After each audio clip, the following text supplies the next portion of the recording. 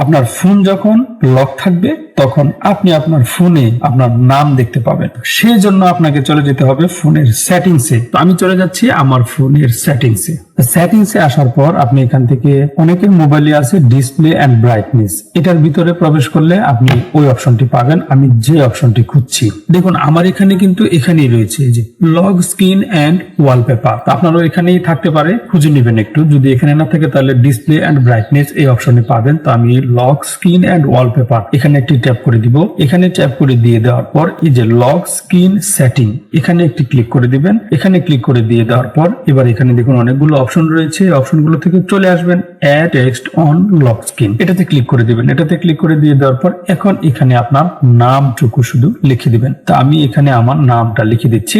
যদি বাংলায় লেখেন তাহলে বাংলায় দেখাবে, যদি ইংলিশে লেখেন তাহলে সেটা ইংলিশে দেখাবে। তো আমি এখানে আমার নামটুকু লিখে দিলাম। লিখে দিয়ে যে ওকেতে ক্লিক করে দিলাম। ওকেতে ক্লিক করে দিয়ে দেওয়ার পর এখন যদি আপনার স্ক্রিনটি লক থাকে তাহলে কিন্তু আপনি আপনার স্ক্রিনে আপনার নামটি দেখতে পাবেন।